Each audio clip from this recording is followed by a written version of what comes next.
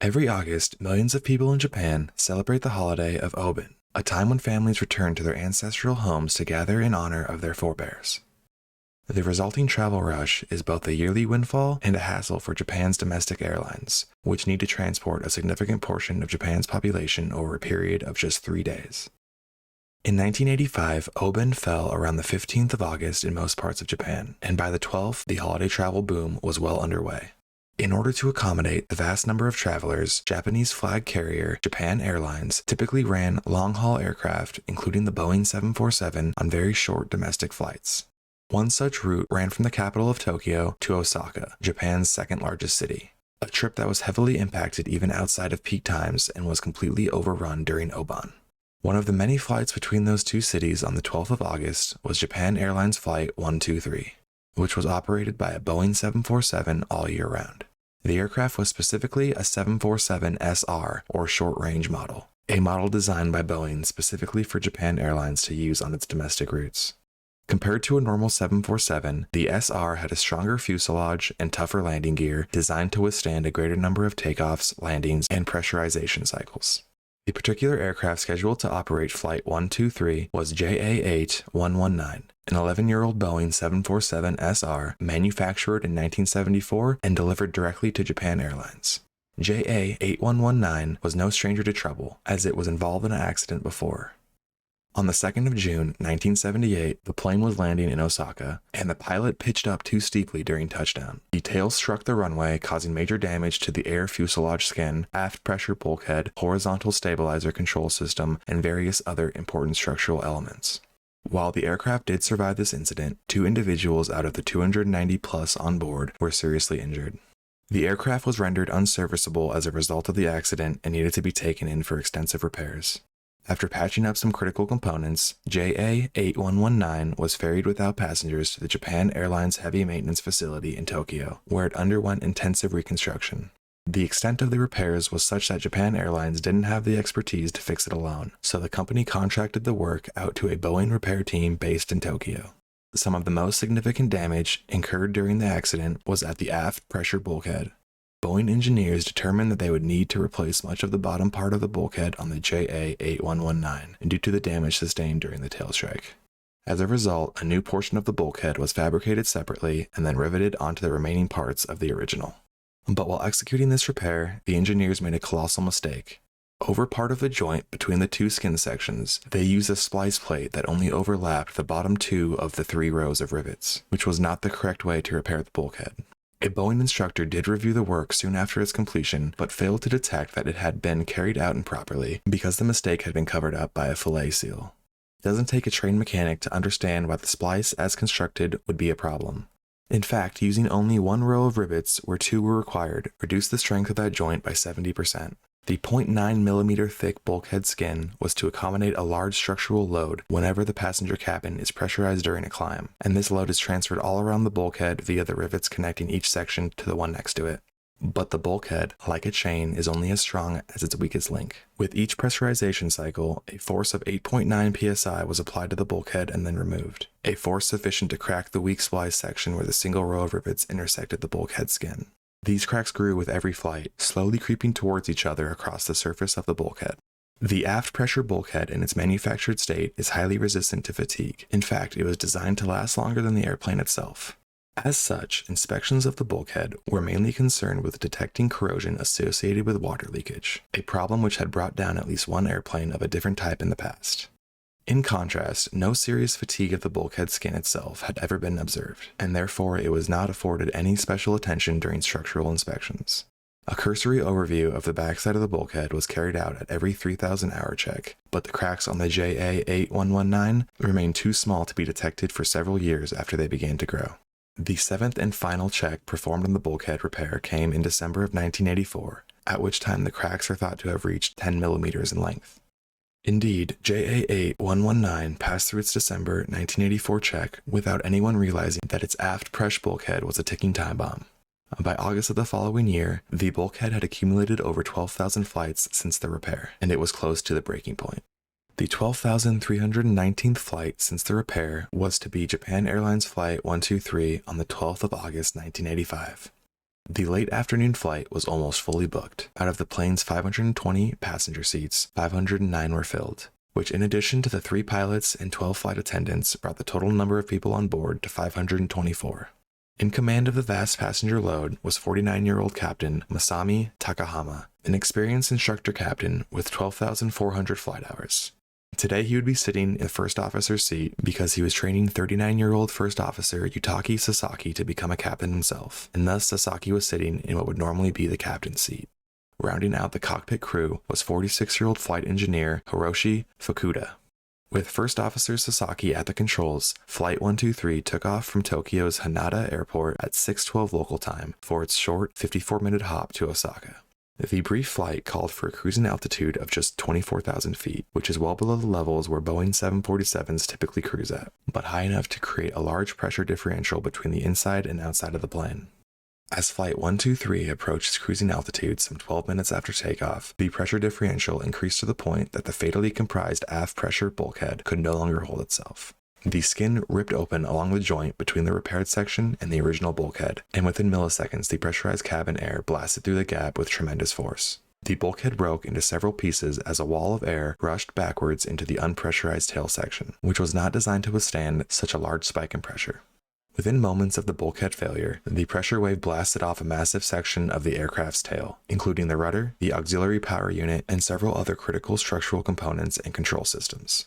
A loud explosion rocked the plane, and a powerful wind tore loose everything that wasn't tied down, propelling papers, napkins, and magazines back towards the hole as the inside and outside pressure violently equalized.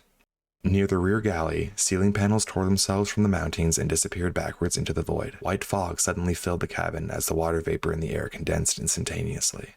As soon as the explosive decompression occurred, the oxygen mask dropped in the cabin, and an automatic announcement began instructing the passengers on how to use them. Flight attendants rushed to help passengers put them on, as did Yumi Ochaya, an off-duty Japan Airlines flight attendant traveling as a passenger, who got up from her seat in row 56B to render assistance. In the cockpit, the pilots heard the bang and felt the explosive decompression. "Something exploded," someone explained, shouting over the sudden noise. "Squawk 77, Captain Takahama said, switching their transponder to broadcast code 7700, which is the universal emergency signal. He then called Tokyo Air Traffic Control and announced, "Tokyo, JL123, requesting return back to Tokyo." The controller quickly authorized them to turn right on a heading of 90 degrees to return to the airport. But flight engineer Fukuda had already spotted a much bigger problem. They were losing hydraulic pressure.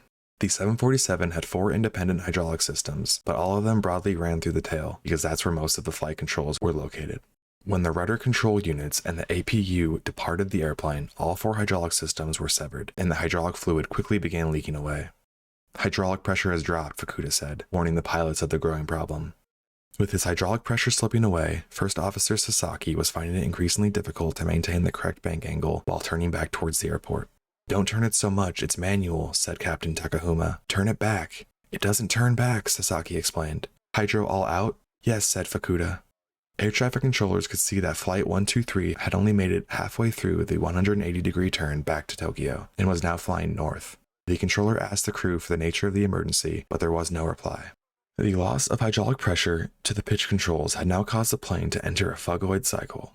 In the phugoid cycle, a descending airplane gains speed until it starts to pull up on itself, entering a climb, which in turn causes it to lose speed until it heels over and enters a descent. In the case of Flight 123, the plane quickly embarked on a phugoid motion with a 90-second period. An amplitude of 3,000 to 5,000 feet and a pitch angle varying between 15 degrees nose up and 5 degrees nose down. The wild, roller coaster-like swaying struck fear into the passengers and pilots alike. The crew tried desperately to dampen these extreme motions, but with all the hydraulic fluid gone, their controls were completely ineffective. Confused as to why Flight 123 was not turning back towards Tokyo, the controller decided to give the crew more options, by offering them to guide them to other airports such as Nagoya or another one close nearby. But the pilots declined, insisting that they were returning to Tokyo. Still hurtling up between 20,000 and 22,000 feet, the plane strayed further and further inland, heading away from all major airports. In the cockpit, Captain Takahama and First Officer Sasaki fought to put the plane into a descent. Using differential thrust, the pilots finally managed to initiate a right turn towards Tokyo. The 747 made a steep 360-degree descending loop over the town of Otsuki, losing 5,000 feet in the process. Mount Fuji was just 3,000 feet below them. By the time Flight 123 straightened itself out, it was down to 15,000 feet and headed eastwards towards Tokyo. But this fleeting moment of control was just an illusion. The 747 soon slipped into a left turn and climbed steeply, prompting ATC to ask if they had regained control yet. Takahama replied, "Japan Air 123 uncontrollable." To his fellow flight crew, he added, "This may be hopeless." Without warning, the plane entered another terrifying dive. Losing thousands of feet in less than a minute, mountains to the north of Mount Fuji loomed in the near distance, as Flight 123 fell to an altitude of just 5,000 feet, lower than many of the surrounding summits. A desperate battle then ensued to keep the plane from descending into the mountains. The Tokyo air traffic controller gave the crew their position, 102 kilometers northwest of Tokyo, and Flight 123 acknowledged. This was the last anyone heard from the stricken plane. The crew ignored all further transmissions as they fought to keep the 747 above the mountaintops. Witnesses on the ground in the rugged mountainous region between the Gunma and Nagano prefectures saw the plane swooping up and down among the peaks. One took a photo, capturing the silhouette of the plane with its tail fin conspicuously missing. On board the plane, passengers braced for the inevitable impact in various ways. Flight attendants tried in vain to keep people calm, with at least one person taking a photograph of the inside of the plane. Showing the oxygen masks hanging down over the crowded rows, many wrote notes to loved ones on whatever paper they could find. The crew fought until the very end, and at no point did they ever give up. Banking 50 degrees to the right, the 747 dipped behind the descending ridge of Mount Osutaka. This was the last anyone saw of the plane. In a steep spiral turn, Flight 123 plunged downward towards the mountain, reaching the descent rate of 18,000 feet per minute in a right bank of 80 degrees. As the right bank lessened, the plane started pulling out of the dive, but it was too late. The cockpit voice recorder captured Captain Takahama yelling, "It's the end."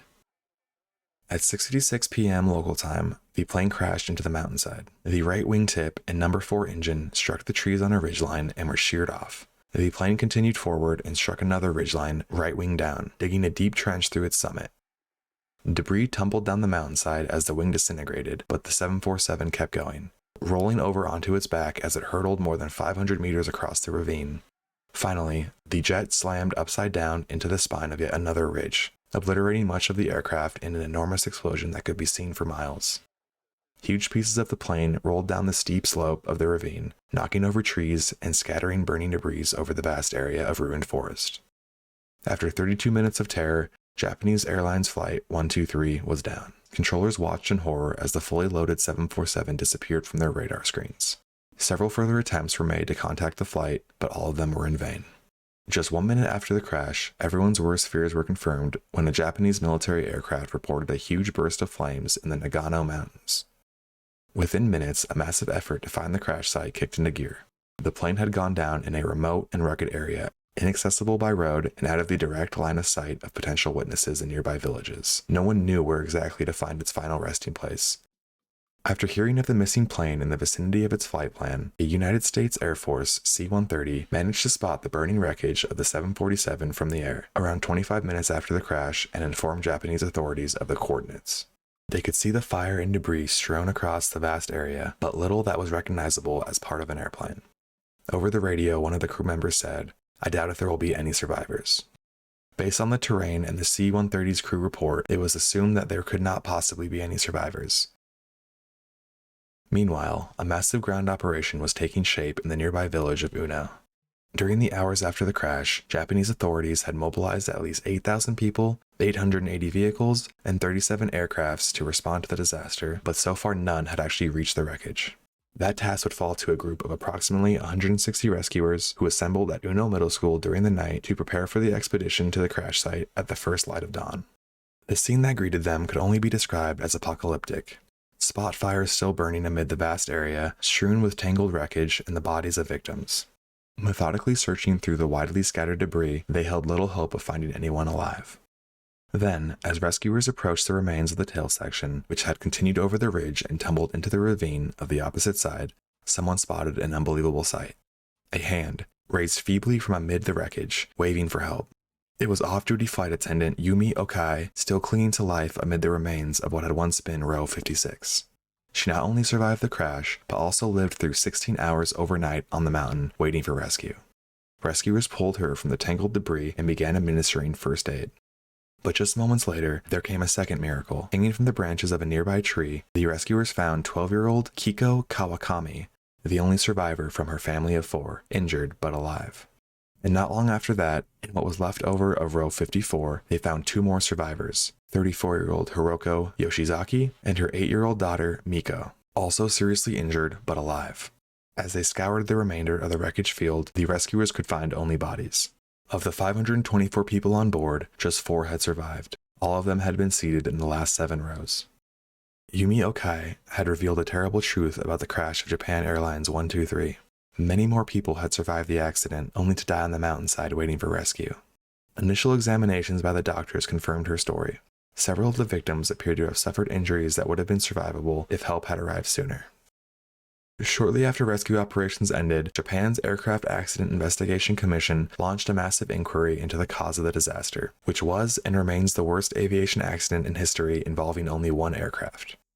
Investigators knew from day one that whatever went wrong happened in the tail section. Just hours after the crash, a boat discovered a large chunk of 747's vertical stabilizer floating in the surface of Tokyo Bay. Investigators arranged a series of simulator tests with representative crews to see if the safe landing could have been made given the same failures which occurred on Flight 123.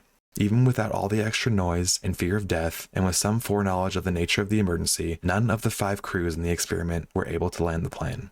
It was thus considered that the crew of Flight 123 never had any chance of making a safe landing. They were doomed from the moment the bulkhead failed. If there is one lesson to be drawn from this tragic failure, it is that a rescue operation should always assume that there are survivors until it is proven otherwise. Today, the crash of Japan Airlines Flight 123 still looms large in Japan's public conscience and indeed the world's.